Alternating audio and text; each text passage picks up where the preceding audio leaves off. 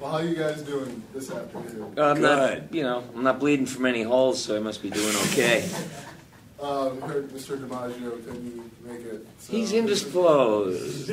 Papa's delicate condition. The dragon has conned another. Is that code? That is code.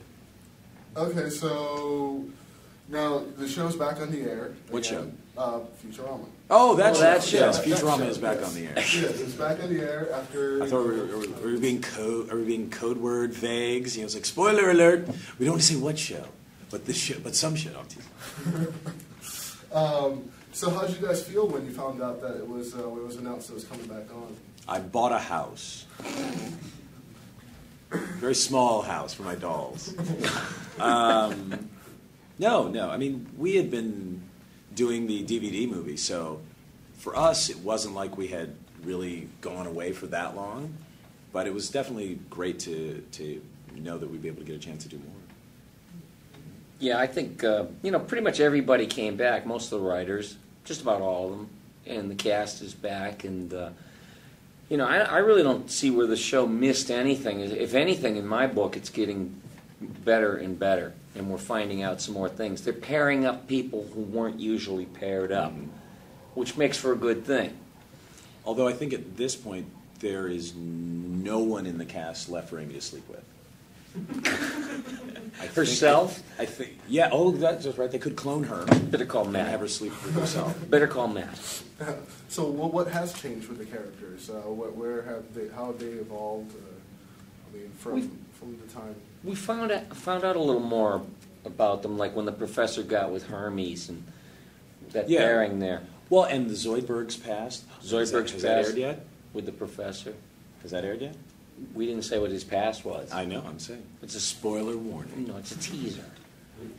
The characters have settled more. Like for us portraying them, it's sort of, okay, I know this guy. And also for the writers, they're now, I think, exploring the relationships between the characters more. More of the stories in the new season, I think, come from the characters interacting than from some just sort of idea. And we found out a little more about like Kif and Amy, because they did get married or something, right? Or are they just cohabiting? Well, they're back together now. They're back after that Bender thing. 'Cause she married Bender, remember? Oh, she married Bender, yeah. But she went back to she's Kif. in a little suite with Kif every now and then. True love finds its way. She gets around. That one. Now, there's also like a little trend, with the shows that got canceled and ended up coming back, like Family Guy, and it's really just the two. There's there's not a trend. There's two shows. Yeah, right. It's a business model over there. So let's see. I guess there's more to this show than we thought there was. No, it's one company finding that they left a pile of money under a table and said, "Hey, let's go back and get that." So what are you guys going to do differently than what Family Guy's doing? How are you guys going to, keep it going? Well, I think the big difference, and honestly, I think Family Guy is a greater anomaly than Futurama. Family Guy coming back from the dead is more unusual because it's a straight comedy show. Futurama is a science fiction comedy show. Science fiction is known for having hugely dedicated fans. Yes. This is a show that from the start has had storylines that have continued. Family Guy is a sitcom. It starts from one every episode. But it is a cartoony cartoon. They remind you every minute that it's a cartoon. Right. Futurama doesn't do that, really. Simpsons do it. They remind you every minute that it's a cartoon. Mm-hmm. But this, it's... Futurama has built a world, and it continues to expand. But it seems kind of real. From what I hear from people, like I didn't know the characters had such depth until everyone else analyzed it, and I thought, wow, Come on, from the dog episode. What cartoon makes you cry? Well, see, that's something very weird. Talking about anomalies is that, that's a testimonial to the writers. If they can take a cartoon and evoke such a feeling, it's supposed to be comedy, and all of a sudden you're like, no, it's tough to watch that thing. I got wistful. It was definitely one of my favorites. That's the one with Seymour, the dog.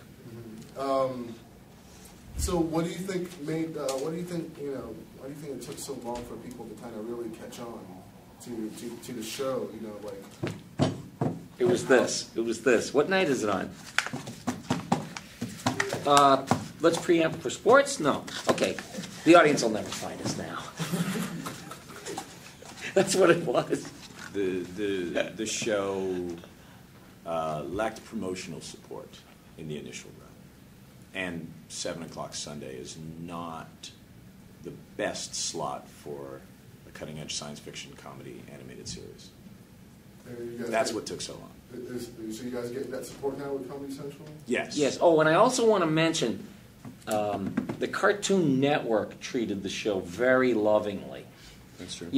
Big thanks to them because they advertised heavily for it in their capacity, and the show picked up a lot of fans, first-time fans, from being on Cartoon Network. So yeah, the Adult Swim really, I think, helped people who couldn't find it at 7 o'clock on a Sunday because their parents were watching 60 Minutes. Like, I want to have the TV. You'll get it at 8.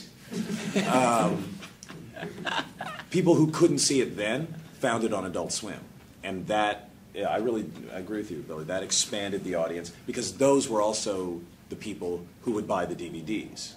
yeah, and we also have the fans to thank because they're the ones that brought back the show. They're thanking us, and I'm like, no, thank you. We couldn't do anything about it. We just sat home, waiting around. Say, they told us we were going to do something. And it's like you kept wondering, you hear anything? You hear anything? Did you hear the phone ring?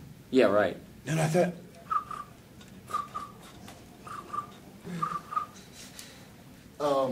Now with the show and with it back, any returning characters? Any characters that are gone? No, we're going to start from scratch.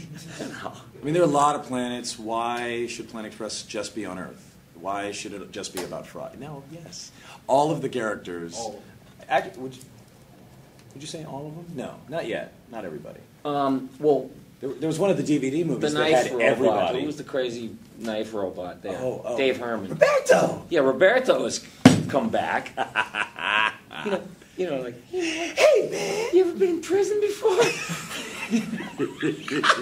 Oh, that's another thing. A lot of people don't know who Dave Herman is. I mean, they know who he is, but if you had any idea of how he gets very little to do, he's had a lot to do this season.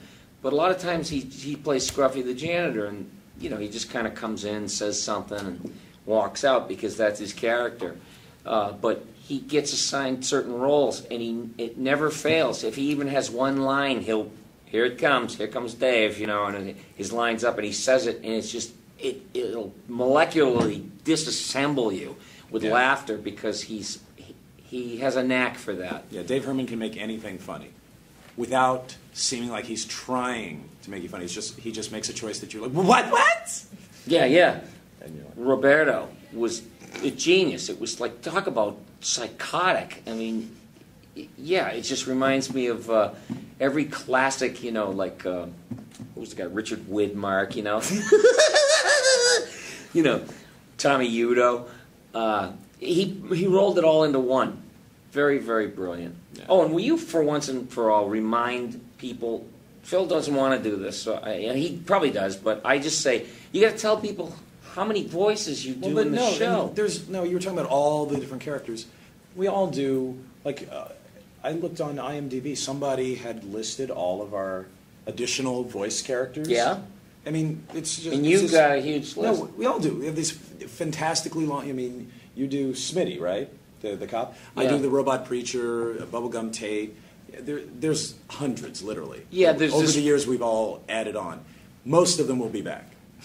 Well, they've already had this one stupid character. He's a vendor.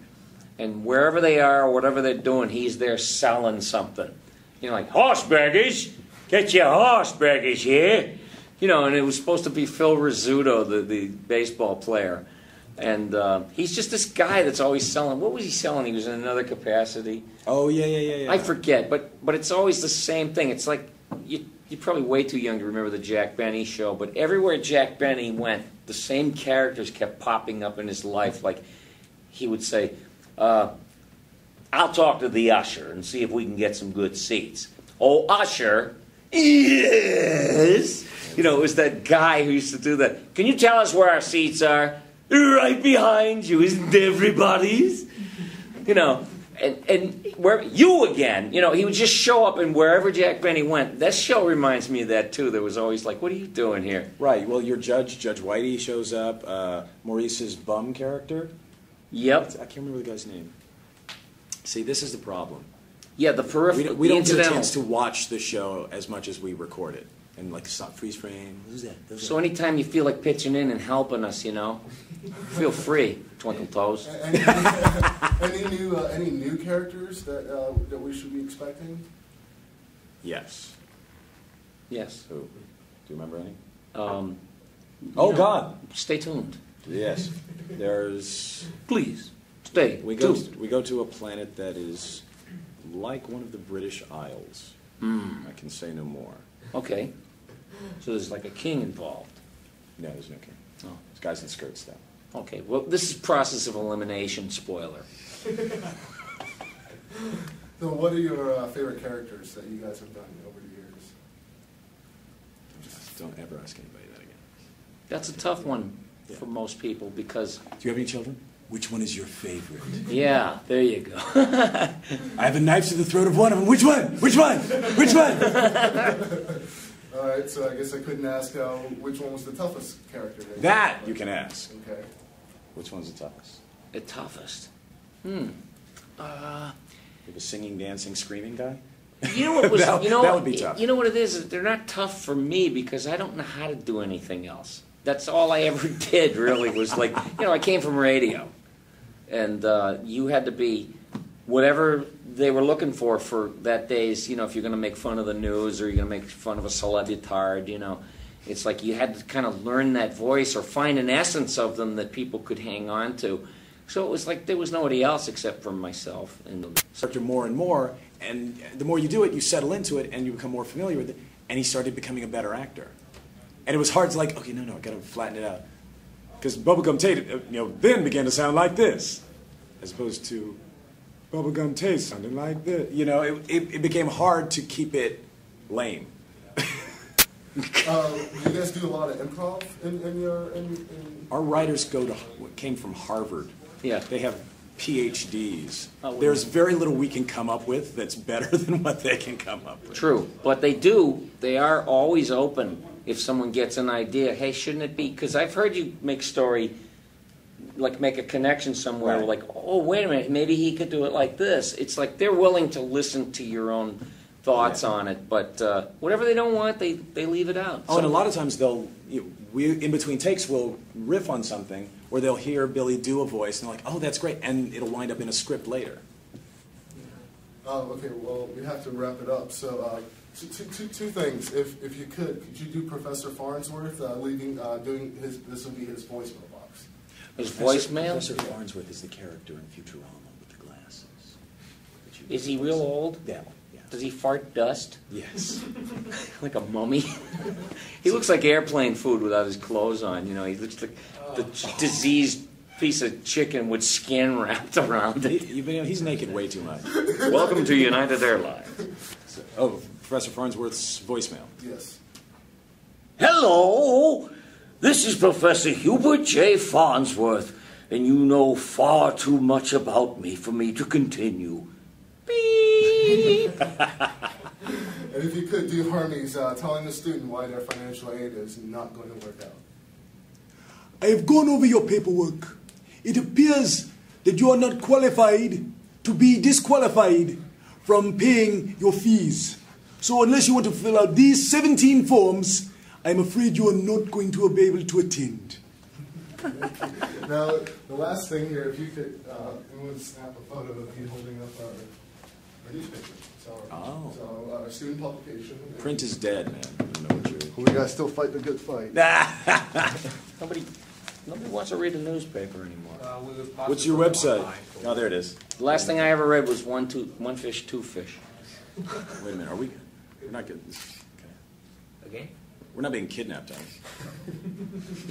we? I'm like a student, and could I keep this paper? This was the last time they were seen.